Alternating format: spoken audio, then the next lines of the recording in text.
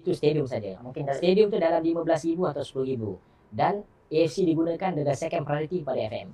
Okay. Stadium itu digunakan untuk tim-tim antara di region ni, tim-tim Malaysia disanksi oleh FIFA. Apa benda ni weh? Kali ini bukan rumours guys. Abang pun gila terkejut weh. Menurut berita terkini, FIFA telah sanksi FAM atas kesalahan pemalsuan dokumen 7 orang pemain kebangsaan.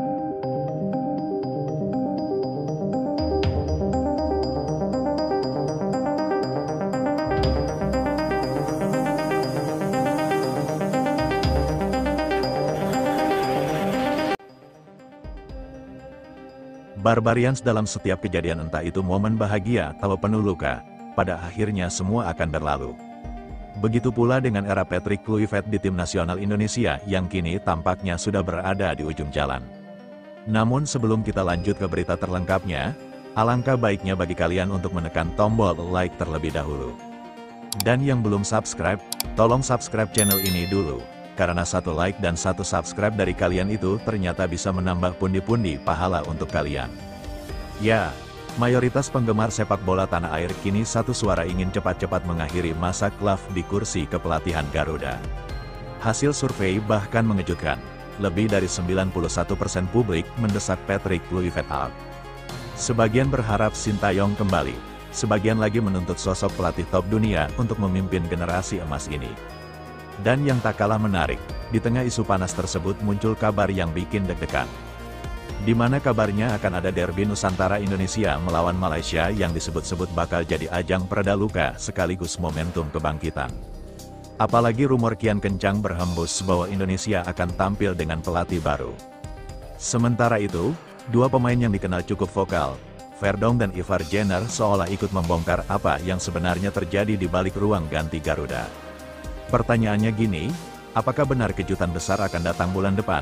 Apakah duel panas Indonesia versus Malaysia bakal jadi awal babak baru tim nasional? Barbegalan lolos ke Piala Dunia 2026 memang menyakitkan, tapi bukan berarti perjalanan berhenti di situ. Masih banyak laga yang bisa dijalani termasuk FIFA Matchday pada 10 sampai tanggal 18 November tahun 2025 yang akan menjadi panggung uji coba spot merah putih pasca tersingkir dari kualifikasi. Andai Indonesia berhasil menembus babak kelima kualifikasi, seharusnya bulan November nanti mereka masih sibuk bertarung demi tiket ke Amerika Serikat, Kanada, dan Meksiko. Namun kenyataan berkata lain, langkah mereka terhenti di babak keempat dan kini fokus bergeser ke pembenahan total. Pertanyaannya kini, siapa lawan uji coba yang tepat dan lebih penting lagi, siapa sosok yang akan duduk di kursi pelatih kepala Garuda pada laga itu? Karena jadwal kualifikasi Piala Dunia di Eropa, Afrika, dan Amerika Tengah masih berlangsung, maka PSSI praktis hanya bisa mencari lawan dari kawasan Asia dan Amerika Selatan. Beberapa nama besar seperti Jepang, Korea Selatan, Uzbekistan, Iran, atau bahkan Yordania menjadi opsi realistis. Mereka sudah memastikan tempat di Piala Dunia 2026 dan tentu menjadi lawan yang menantang bagi Jits dan kawan-kawan. Namun kabar paling menarik datang dari negeri tetangga ya, Malaysia, negara yang hubungan sepak bolanya dengan Indonesia kini tengah memanas setelah FIFA menjatuhkan sanksi pada FAM terkait kasus naturalisasi 7 pemain ilegal. Di tengah kisruh itu muncul desakan dari para netizen agar Indonesia dan Malaysia dipertemukan di lapangan. Alasannya sederhana, biar sekalian diselesaikan di rumput hijau, dan memang jika melihat jadwal, Malaysia hanya memiliki satu pertandingan di bulan November, tepatnya lanjutan kualifikasi Piala Asia 2027 melawan Nepal pada tanggal 18 November.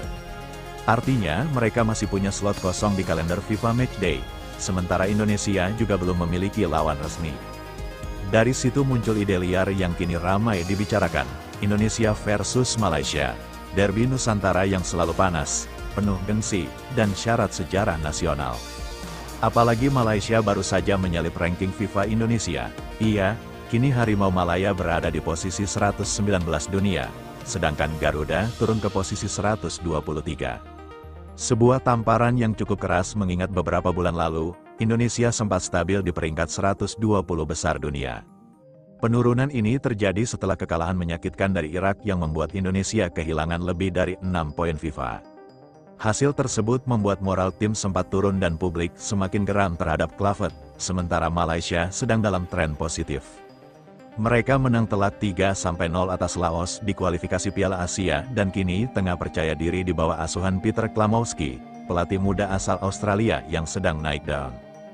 Kondisi inilah yang membuat banyak pihak menilai laga Indonesia versus Malaysia di November nanti akan menjadi duel penuh emosi dan harga diri. Bukan hanya untuk mengembalikan gengsi, tapi juga menentukan arah baru timnas Indonesia setelah era Kluivert. Sorotan ini jelas tertuju pada Patrick Kluivert. Pria asal Belanda itu dianggap gagal membawa timnas Indonesia melangkah lebih jauh. Sejak awal penunjukan, publik sebenarnya sudah menaruh ekspektasi tinggi. Mengingat namanya besar di sepak bola Eropa, namun perjalanan justru berakhir dengan kekecewaan. Hasil tak memuaskan, komunikasi yang buruk dengan pemain hingga strategi yang kerap dianggap tidak nyambung dengan karakter tim membuat suaranya untuk mundur semakin keras. Maka dari itu, pantaskah Kluivert memimpin timnas di matchday November mendatang?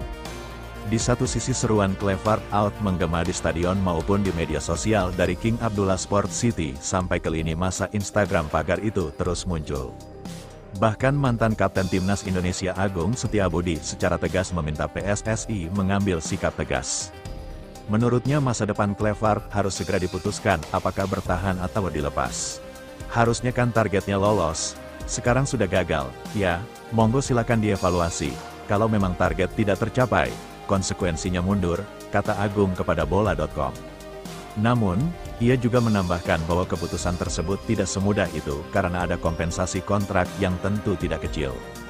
Tetapi bagi publik, alasan itu tidak lagi cukup. Bagi fans, Kluivert harus bertanggung jawab bukan hanya dengan kata-kata, tapi juga dengan tindakan nyata mundur. Dan di tengah tekanan besar tersebut muncul satu nama yang ramai dibicarakan, Alex Pastoor. Pelatih asal Belanda yang kini disebut-sebut menjadi kandidat kuat menggantikan Kluivert. Meski bukan nama besar sekelas legenda Barcelona itu, Pastoor dikenal punya kemampuan analisis dan manajemen tim yang sangat baik.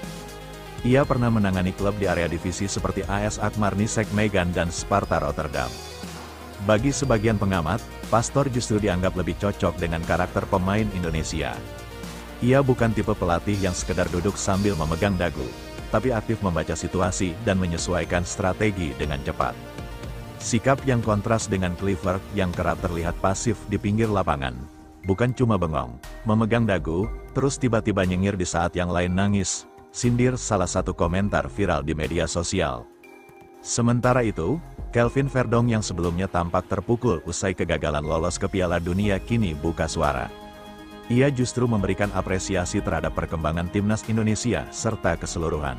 Menurutnya, tim ini sudah berada di jalur yang tepat, namun, ia juga menyoroti satu hal penting.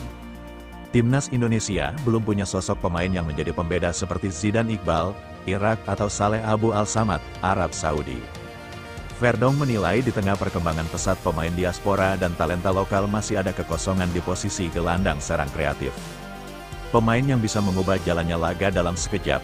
Menurut saya, timnas Indonesia memiliki kualitas yang cukup untuk bersaing dengan tim-tim lain seperti Irak dan Arab Saudi. Saya rasa kami bisa bersaing dengan tim-tim yang berada di atas kami. Jika skuad kami dibandingkan dengan yang lain, maka menurut saya perbedaannya tidak besar. Kita bisa lihat penampilan Zidane. Saya mengenalnya karena dia bermain di Belanda.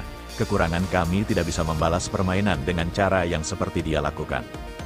Begitu juga dengan pemain Arab Saudi nomor 18. Dia pemain teknis yang bisa melakukan segalanya. Mungkin kami masih kekurangan pemain dengan tipe seperti mereka, tetapi Indonesia adalah negara besar. Mungkin di masa yang akan datang muncul Zidane Iqbal baru dari Indonesia, kata Verdong dilansir dari pemain keturunan.id. Pernyataan ini sontak menuai banyak komentar positif. Publik menilai Verdong sudah menunjukkan kedewasaan dan rasa cinta terhadap timnas, meski dirinya berasal dari luar negeri. Bukan sekedar pemain diaspora yang datang dan pergi, tapi benar-benar punya hati untuk Garuda. Tak hanya Verdong, Ivar Jenner juga ikut jadi sorotan. Gelandang muda asal FC Utrecht itu baru-baru ini diduga mendapatkan teguran akibat postingannya di Instagram. Dalam salah satu unggahan, Ivar menampilkan foto dirinya saat masih bersama Sintayong, pelatih yang kini dirindukan banyak fans. Dan di slide lainnya ada momen dirinya saat melawan Arab Saudi dengan jersey nomor 18 di sampingnya. Nomor yang kini dipakai oleh Melok di babak keempat, bagi sebagian fans itu hanya postingan biasa. Namun bagi sebagian lain itu dianggap sebagai kode keras yang menyindir situasi tim saat ini. Netizen pun langsung ramai. Ini kode halus dari Ivar, tulis salah satu akun bola. Kayaknya dia juga udah jengah sama gaya clever. Sambung yang lain, menariknya, unggahan Ivar itu kabarnya sempat dihapus lalu diunggah ulang dengan caption berbeda. Publik menduga ada intervensi dari pihak federasi, tapi sampai sekarang belum ada klarifikasi resmi dari PSSI. Fenomena ini makin mempertegas dugaan bahwa federasi terlalu sensitif terhadap kritik, padahal di banyak negara lain ekspresi pemain muda seperti itu justru dianggap wajar. Mereka dianggap masih belajar menghadapi tekanan publik dan media. 27. Pada intinya kisah ini memperlihatkan betapa rumitnya dinamika di dalam tubuh timnas Indonesia saat ini.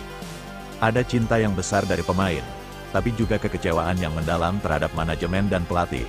Verdong dan Iar sama-sama menunjukkan bahwa mereka peduli, mereka ingin Indonesia maju, mereka ingin sistem yang lebih sehat, dan yang paling penting mereka ingin pelatih yang benar-benar mengerti karakter tim. Sementara itu, para fans terus menuntut perubahan, media sosial penuh dengan tagar, meme, dan kritik pedas.